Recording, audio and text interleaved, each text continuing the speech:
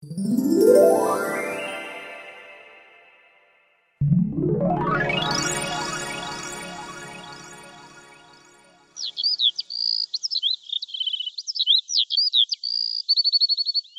কলমিলতা, তুমি অযথা আবার চাচিকে কেন ডাকতে গেলে? বললাম তো আমার তেমন কিছুই হয়নি। এদিকে কলমিলতার ডাক শুনে বড় বউ সেখানে হাজির হয়। কিরে কলমিলতা, আমাকে ডাকছিস কেন এত চিৎকার করে? ওমা, সূর্যও দেখছে আছে এখানে। এ কি, তোমরা সবাই একসাথে জড়ো হয়ে কি করছো এখানে? কিছু কি হয়েছে নাকি রে? কি হয়েছে কেউ বলো আমাকে। কি রে ছোট, কি হয়েছে বল দেখি আমাকে। দেখলে আর বাঁচি না বাপু, আমাকে জিজ্ঞাসা করতে হবে বুঝি? কি হয়েছে তা তোমার মেয়ের কাছে শোনো, সে তোমাকে শোনাবে বলেই তো ডেকে এনেছে এখানে, নাকি? না চাচি, তেমন কিছু না। আপনি আপনার কাজে যান, সবকিছু ঠিকই আছে। চুপ করো তুমি সূর্য, একদম চুপ, কোনো কথা বলবে না। মা, আমি তোমাকে বলছি কি হয়েছে। সূর্য বাবার কথা রাখতে গিয়ে ওই শুকনো গাছটা কাটতে গিয়ে ওর হাতে ফুসকা ফেলে দিয়েছে। নিজ হাতে পানির গ্লাসটাও ঠিক মতো ধরতে পারেনি। আমি ওকে পানিটা এগিয়ে দিতেই হাতের ফুসকার ব্যথায় গ্লাসটা মাটিতে পড়ে যায়। ওই যে ওর হাতের দিকটা একটু তাকিয়ে দেখো। আর তারপরেও বলে যাচ্ছে কিছুই হয়নি। আমাদের কাউকে এটা বুঝতেও দেয়নি। জানি না, যদি আমি এটা টের না পেতাম তাহলে হয়তো বা কিছুই বলতো না। ও যে আমাদের মনে মনে কি ভাবে কে জানে। কি আর ভাববে বল, আমরা ওকে যে আচরণটা দেখাচ্ছি তাতে তো আর ভালো কিছু ভাবার আশা আমরা ওর থেকে করতে পারি না। সূর্য বাবা, তোমার কাছে যে আরো কত ছোট হতে হবে তা আমরা জানি না। ক্ষমা করে দিও বাবা, আমাদের ক্ষমা করে দিও। এমন একটা সময় চলছে যে চাইলেও তোমার জন্য একটু যত্ন করতে পারি না। কি যে শুরু করেছো তোমরা আমি জানি না। আর এই যে তোমাকেও বলি কবিতার বাবা, তোমার মন থেকে কি দয়া মায়া সবই উঠে গেল নিমেষেই? এসব কি শুরু করেছো ছেলেটার সাথে বলো তো? দয়া করে থামাও তোমার এই নির্যাতন, এসব আর নেওয়া যাচ্ছে না। বড় বউ, মুখ সামনে কথা বলো বলছি। তোমাকে আমি আগেও বলেছি এ বিষয়ে তুমি কোনো বাড়াবাড়ি করবে না। আমি কি জোর করে সূর্যকে চাপিয়ে দিয়েছি এসব? প্রতিটা কাজে আমি তাকে বলে দেই কি করতে হবে তাকে, আর সে সেটা বরাবরই স্বাচ্ছন্দ্যের সাথে আগ্রহী হয়ে করতে রাজি হয়। সে কি আমাদের এই গ্রামীণ জীবন যাপন করতে পারবে কিনা, এসব কিছু মেনে নিতে পারবে কিনা, কিছুই তো ওকে প্রমাণ করতে হবে। ভুলে যেও না, আমি কখনোই আমার মেয়েকে ওই জমিদার বাড়ি দেখে বিয়ে দেব না। সূর্যকে আমি ওই বাড়ির ছেলে হিসেবে দেখি না এখন আর। যদি তাই হতো তাহলে আমি সূর্যকে এই সুযোগটাও দিতাম না। আমি চাই সূর্য আমাদের মতো এমন গ্রামীণ জীবনের সাথে মিশে যাওয়ার সামর্থ্য অর্জন করুক। ভুলে যেও না, ওই কথাগুলো আমার আজও মনে আছে, যখন সূর্যের বাবা আমাকে ওই জমিদার বাড়ি থেকে দূর দূর করে তাড়িয়ে দিয়েছিল। তাই কর্মীরতার যোগ্য হতে হলে অবশ্যই সূর্যকে এই কঠিন পরীক্ষার মধ্যে দিয়ে নিজেকে প্রমাণ করতে হবে, আর সাথে সাথে এসব কাজের অভ্যাসও গড়ে তুলতে হবে। হ্যাঁ চাচি, চাচা তো একদমই ঠিক বলেছে। এখানে চাচার তো আমি কোনো দোষই দেখছি না, কারণ আমি এখন থেকে আপনাদের মতো করে জীবন কাটাতে চাই। আর এর জন্য তো আমাকে এসব কাজ করতেই হতো, তাই না? আজ অথবা কাল অন্যরাও তো এভাবেই কাজ করছে, কষ্ট তো তাদের হয়। আমি আগে কখনো এমন জীবনের কষ্ট অনুভব করতে পারিনি, কখনো বুঝতেও চাইনি কিভাবে চাষিরা জমিতে ফসল ফলায় আর কিভাবে আমাদের এই খাবারগুলো ঘরে পৌঁছে যায়। আজ আমি এই কাজ থেকে খেটে খাওয়া মানুষের কষ্টগুলো বুঝতে পারছি, কি করে এক একটা ভাতের দানা তৈরি হয়। দয়া করে আপনারা এভাবে ভেঙে পড়বেন না চাচি। আমি এই জীবনটা খুব ভালোভাবে উপভোগ করছি। যদি আমি খেটে খাওয়া মানুষের কষ্টটাই বুঝতে না পারি তবে তাদের মূল্যায়নই বা কিভাবে করব? বাহ, ছেলেটা এতদিনে কত কিছু শিখে গেছে। ও চিন্তাধারা কতটা সমৃদ্ধ, কতটা পরিপক্ক। না না না, আমাকে এখন এত নরম হলে চলবে না। আমি আমার এই কোমল রূপটা প্রকাশ করব না সূর্যের সামনে। আমি চাই সূর্য সব কাজে আরো বেশি পারদর্শী হয়ে উঠুক, ও নিজেকে তৈরি করুক। ওকে আমি ওর নিজেকে দিয়েই নিজেকে গড়তে সাহায্য করব। তবে একমাত্র আমি নিজেই জানি ওর এই কাজ আমাকে প্রতিদিন কতটা মুগ্ধ করছে। না না না, সূর্যের কষ্ট দেখে তো দেখছি সবাই তাকে মায়া দেখাচ্ছে, কিন্তু ও এই কাজ করলো কি করে এটা তো আমি এখন মেলাতে পারছি না। আমার আবার কবিতার বাবার মগজ ধরে করার চেষ্টা করতে হবে। আরে তোমরা তো দেখছি সূর্যকে নিয়ে একদম মাথায় তুলে নাচছো। সত্যিটাকে একবার খবর নিয়ে দেখেছো যে সূর্যই কাঠগুলো নিজেই কেটেছে কিনা? ওই বোতা কুঠারটা দিয়ে কিভাবে কাঠ কাটা যায় ওটা তো কবে থেকে আমাদের ঘরে ফেলে রেখেছিলাম, ওটা দিয়ে কোনো কাজ করা যায় না বলেই। ছোট বউ, তুমি বারবার সেই একই কথা কেন বলে চলেছ বলো তো? আচ্ছা বলো তো, কিভাবে তুমি এত নিশ্চিত হলে যে সূর্যই বোতা কুঠারটা দিয়ে কাঠ কেটেছে? কি সূর্য, এটাই কি সত্যি? তুমি তোমার ঘর থেকে ঠিক কোন কুঠারটা পেয়েছিলে বলো তো দেখে? মানে চাচা, হ্যাঁ আমি তো ঘরে মরিচা পড়া একটা কুঠার পেয়েছিলাম। এছাড়া যে আমি অন্য আর কোনো কুঠার দেখতে পাইনি, তাই আমি ওটা দিয়ে কাঠ কাটতে চলে গিয়েছিলাম। তার মানে যা ভেবেছি সেটাই ঠিক। কুচুটি বুড়ির কোন একটা চাল আছে এখানে। দাঁড়াও কুচুটি বুড়ি, আজ তোমাকে সবার সামনে তোমার আসল রূপটা ধরিয়ে দেব। হ্যাঁ কাকু, ওই তো সূর্যের কুঠারটা তো পাশেই রাখা রয়েছে, ওইটা দিয়ে সূর্য কাঠ কেটে এনেছে, আর তাই তো ওর হাতের এই অবস্থা হয়েছে। আমার মনে হয় এসব ছোট চাচিরই কাজ, তা না হলে সে কি করে বারবার এমন ভাবে নিশ্চয়তার সাথে কথা বলছে যে সূর্য ওই পুরনো কুঠারটা দিয়ে কাঠ কেটেছে। আরে এ কি, তাই তো দেখছি রাঙ্গনের কথা আর তোমার ধারণা যে একদমই মিলে যাচ্ছে। এই মরিচা ধরা কুঠারটা দিয়ে কাঠ কাটা যায়? এটা তো সেই কবে বাড়িতে ফেলে রেখেছিলাম। কি ব্যাপার ছোট বউ, এবার বলো তুমি কি করে এত কিছু জানো? তোমার নামে কিছু কিছু অভিযোগ আমার আগেও কানে এসেছে, তবে আমি সেগুলোতে তোমাকে বারবারই ছাড় দিয়েছি, বারবার হুঁশিয়ার করেছে ভালো হয়ে যেতে। তবে আজ এই ঘটনা যদি সত্যি হয় তবে তোমার আর রেহাই নেই, কারণ এটা শুধু আমার পরিবারের মাঝে সীমাবদ্ধ নয়, এটা যে বাইরে চলে গিয়েছে। সূর্যের কোনো ক্ষতি হলে এর দায়ভার তো আমাদেরই নিতে হবে। একি, আমি কবিতার বাবাকে কান পড়া দিতে গিয়ে নিজেই তো নিজের জালে ফেসে গেলাম। এখন আমি কি করে কথাটা ঘুরিয়ে নেব? যদি বলি আমি সব দেখেছি তাই সব জেনেছি, তা বললেও তো হবে না, কারণ কোনো কুঠারি যে তার আগের জায়গাতে নেই। অন্যদিন তো বিপদে পড়লে কলমিলতা আমাকে বাঁচিয়ে দেয় শেষ সময়, কিন্তু আজ তো কলমিলতা কিছু বলছে না। ওরে কলমিলতা, একটু মুখটা খোল মা, আমাকে একটু বাঁচিয়ে দে আগের মতো করে। কি, তার মানে এসব ছোট মায়ের কাজ? আমি তাকে অনেকবারই আগে বাবার শাস্তির হাত থেকে বাঁচিয়ে দিয়েছি, এই ভেবে যে আমি চাই সবাই একটু যেন শান্তিতে থাকতে পারি পরিবারে।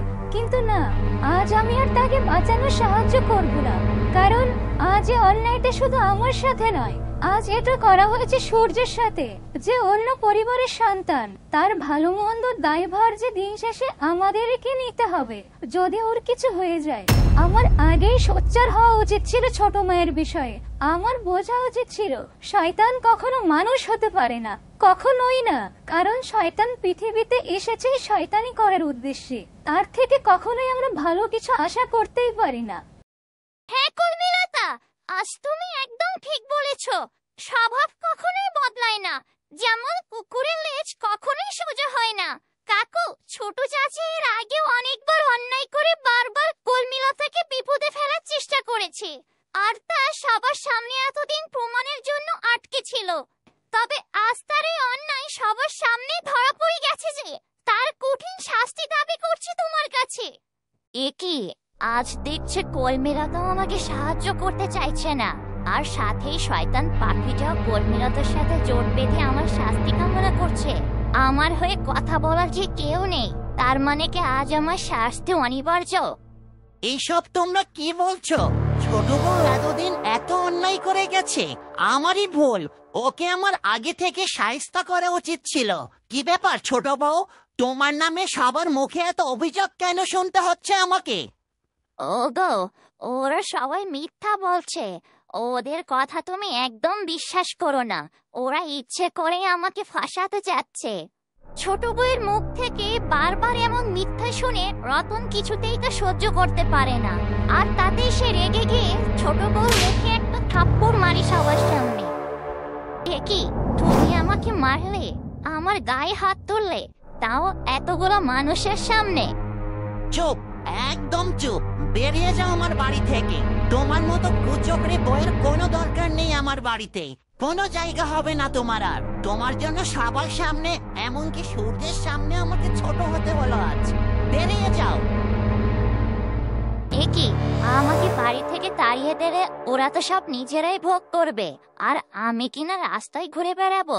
বাপের বাড়ি গেলেও তো আমাকে কথা শোনাবে। না না না, আমি এখানেই থাকবো। আমাকে এখানেই খুঁটি গেড়ে থাকতে হবে। প্রয়োজন হলে আমি সবার কাছে ভালো থাকার অভিনয় করব, সবার কাছে ক্ষমাও চাইবো। ওগো, তুমি এবারের মতো আমাকে ক্ষমা করে দাও। আমি আমার ভুল বুঝতে পেরেছি এতদিনে। দয়া করে আমাকে তাড়িয়ে দিও না। না, আমার কাছে মাপ চেয়ে কোনো লাভ নেই। তুমি যাদের সাথে অন্যায় করেছো তাদের কাছে গিয়ে ক্ষমা চাও। যদি তোমাকে তারা ক্ষমা করে তবে তুমি এ বাড়িতে থাকতে পারবে, নয়তো না। বেশ হয়েছে, আজ আমি বহুদিন পর মনে শান্তি পাচ্ছি কুচুটি বুড়ির শাস্তি দেখে। কাকু, তুমি একদম ঠিক বলেছো। আর কুচুটি বুড়ি, তুমি সূর্য, কলমিলতা ও বড় চাচির সাথে অনেক অন্যায় করেছো। কুচুটি বুড়ি, যদি তুমি এখানে থাকতে চাও তবে আর দেরি না করে এক এক করে সবার কাছে ক্ষমা চাও বলছি, নয়তো তোমার এই যাত্রায় রক্ষে নেই। ঠিক আছে, আমি তাই করব। আমি এ সংসারে থাকার জন্য সব কাজ করতে রাজি। কলমিলতা, সূর্য, তোমরা সবাই আমাকে ক্ষমা করে দাও। এতদিন না বুঝে আমি অনেক অন্যায় করে গিয়েছি। আজ আমি আমার ভুল বুঝতে পেরেছি।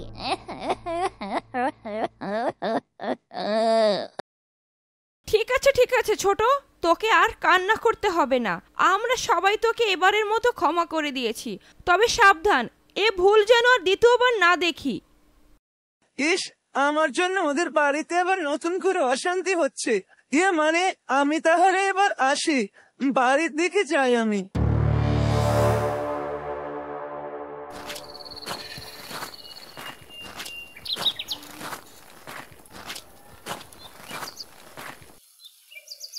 কলমিলতা, তুই আমার সাথে একটু ঘরে আয় তো মা।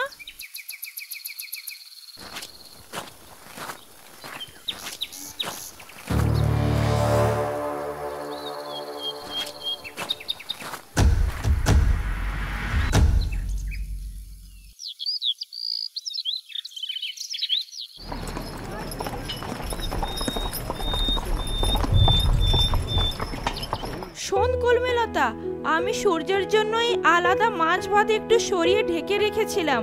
যা তো, তুই গিয়ে চুপিসারে সূর্যকে খাবারটা দিয়ে আয়। দেখিস কেউ যেন আবার না দেখে।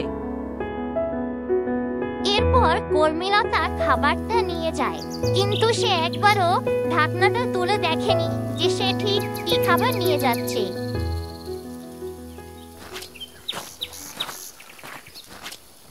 সূর্য, আজ তোমার অনেক বেশি পরিশ্রম হয়েছে, তাই না? আর এজন্য তো দেখো, আমি তোমার জন্য মাছ ভাত নিয়ে এসেছি গরম গরম। কত কষ্ট করে তুমি আজ মাছ ধরেছিলে, আর তোমার ধরা সে মাছগুলোই আমি নিয়ে এসেছি। কলমিলতার কথা শুনে সূর্য খুব খুশি হয়।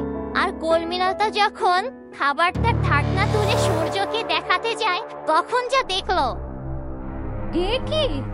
আমি তো তোমার জন্য মাছ ভাত নিয়ে এসেছিলাম, কিন্তু এ তো সেই পান্তা ভাত আর কাঁচা মরিচ। এটা কিভাবে হলো? ছি ছি ছি ছি, মান সম্মান যে আমার সব গেল আজ। সূর্যের কাছে যে আমি ছোট হয়ে গেলাম, কিন্তু এসব কি করে হয়ে গেল? মা তো বলেছিল ওখানে মাছ ভাতই রাখা আছে, কিন্তু আমিও যে আর না দেখে তা নিয়ে চলে এলাম। ও কি ভাবছে এখন আমাদের সম্পর্কে মনে মনে কে জানে। এ কি, শেষ পর্যন্ত কলমিলতা আমার সামনে খাবার নিয়ে এমন মজা করতে পারলো? এভাবে মিথ্যা বলার কি আছে? পান্তা ভাত তো আমি রোজই খাচ্ছি, এ নিয়ে তো আমি কখনো কারো কাছে অভিযোগও রাখিনি। মানে কলমিলতা, ঠিক আছে, কোনো সমস্যা নেই। এই পান্তা ভাত দেখে অবাক হওয়ার কি আছে? এই পান্তা ভাত আর কাঁচা মরিচ তো আমার এখন রোজকার খাবার, এতে আমি একদমই অবাক হইনি। আর তুমি একদম মন খারাপ করো না, আমার তো বেশ ভালোই লাগে এমন রোজ পান্তা ভাত খেতে। তুমি ওটা এখানে রাখো কলমিলতা, আমার এমনিতে খুব খিদে পেয়ে গেছে। ইস, সূর্য কি মনে করে যে কথাগুলো বলছে, ও হয়তোবা আমাকে কি ভাবছে আমি জানি না, ভাবছে হয়তোবা আমি ওর সাথে মজা করছি, কিন্তু না, আমার উদ্দেশ্য তেমন ছিল না। আমার যে লজ্জায় মাথা কাটা যাচ্ছে, কত আশা করে খাবারটা দেখাতে গেলাম, আর যা ঘটে গেল। ছি ছি ছি ছি ছি, আমি আর এক মুহূর্ত যে মুখ নিয়ে এখানে দাঁড়িয়ে থাকতে পারছি না। ঠিক আছে সূর্য, আমি খাবারটা রেখে গেলাম, তুমি সময় মতো খেয়ে নিও।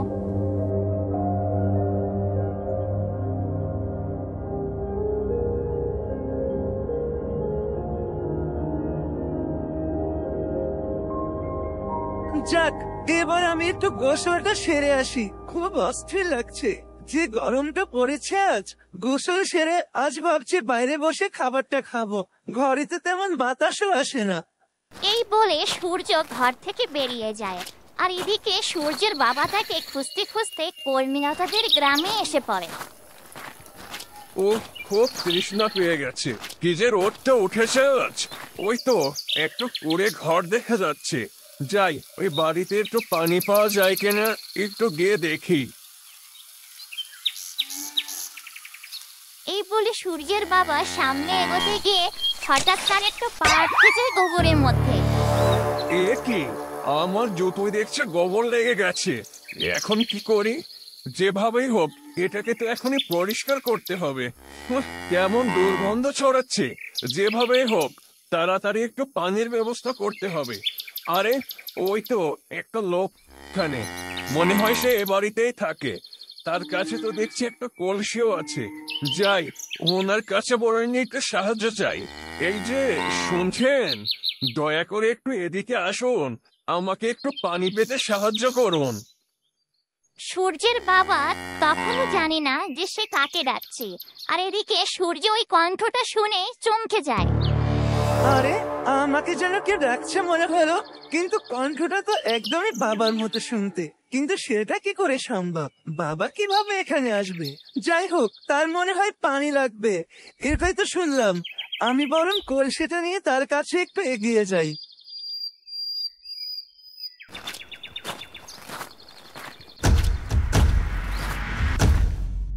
বন্ধুরা, কি হতে চলেছে আগামী পর্বে? সূর্যের বাবা তার মুখোমুখি হলে তার প্রতিক্রিয়া কেমন হতে পারে তা দেখতে হলে চোখ রাখো গল্প ঝুড়িতে। আর আজকের গল্পটি তোমাদের কাছে কেমন লাগলো? যদি ভালো লেগে থাকে তাহলে অবশ্যই বেশি বেশি লাইক, কমেন্ট ও সাবস্ক্রাইব করে গল্প ঝুড়ির সাথেই থাকো।